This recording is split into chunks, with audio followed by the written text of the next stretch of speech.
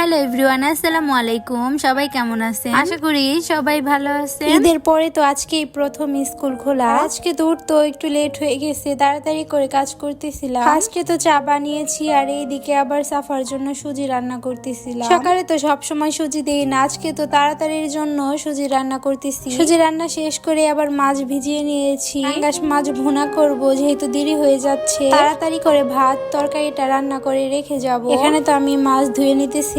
পাঙ্গাস মাছটা তো আমাদের খুবই পছন্দ, আর আমি তো আজকে পাঙ্গাস মাছ ভুনা করব। এখানে তো কিছুক্ষণের জন্য মাছগুলো মশলা দিয়ে মাখিয়ে নিলাম। এদিকে তো আবার আমি পেঁয়াজ মরিচ কেটে রেখেছি, মাছ ভুনা করব এই কারণে। আর ঝাল বেশি হলে কিন্তু মজা লাগে অনেক। এদিকে আবার হাত ধুয়ে নিচ্ছিলাম। আমার তো হাতে একটু মশাই কামড় দিছে, হাত তো ভীষণ চুলকাইতেছিল। এত পরিমাণ অ্যালার্জি আমার যে কিছু হলেই ফুলে যায় হাত। যাদের অ্যালার্জি তারাই কিন্তু বোঝে এই কষ্টটা। দেখুন এখানে ফুলে গেছে হাত, সামান্য একটু মশাই কামড় দিছে তাই তো ফুলে লাল হয়ে গেছে একবার। তারপরেই তো আবার আমি মাছগুলো ভেজে নিতেছিলাম। আমার তো পাঙ্গাস মাছ ভাজাও ভাল লাগে। মাঝখানে কিছুদিন একদমই খেতে মন চাইতো না, এখন আবার খেতে মন চাচ্ছে। আরেক দিকে তো আবার ভাত রান্না করে ফেলেছি। আমার মাছের তরকারি রান্না করাটা শেষ হয়ে গিয়েছে, রান্না করে রেখে গিয়েছি। খেয়ে তো আর যাইনি, শুধু তো চা আর বিস্কিট খেয়ে গিয়েছি। ভাবছি এখান থেকে এসে তারপরে খাওয়া দাওয়া করবো, কারণ বাহিরে যে জ্যাম থাকে মনে চায় না যে এসে আবার রান্না বান্না করি। এই তো মাছ রান্না করে ফেলছি, তারপরে তো চলে যাচ্ছিলাম স্কুলে। আমি তো ঈদের পরে আজকে প্রথম বাসা থেকে বের হয়েছি, একটু ভাল লাগতেছিল। থেকে তো একদমই বের হই নেই, সারাটা দিন রুমের মধ্যে ছিলাম এই কয়দিন। তারপরে তো আমার বুড়িটা কি সুন্দর মাশাআল্লাহ আমার ব্যাগ নিয়ে হাঁটতেছিল। সে তো একাই ব্যাগটা নিয়ে পড়ছিল। পরে তো আমি আবার দেখে হাসতেছিলাম, ওর থেকে ওর ব্যাগের ওজনটা এই বেশি, নিতে পারছিল না, তাও নিয়ে হাঁটবে, এখন আবার ফেলে দিচ্ছে।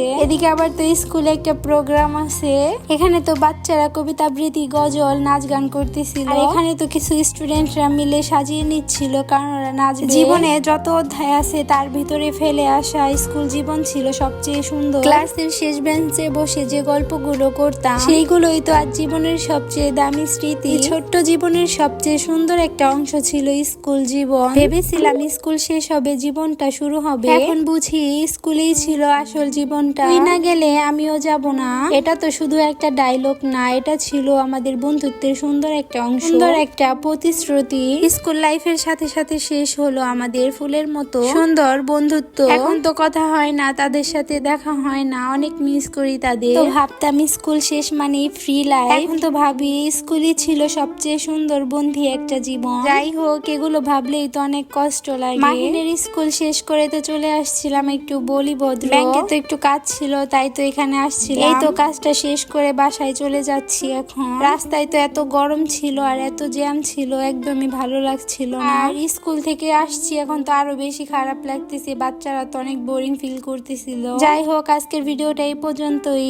সবাই ভালো থাকো, সুস্থ থাকো, আল্লাহ হাফেজ, আসসালামু আলাইকুম।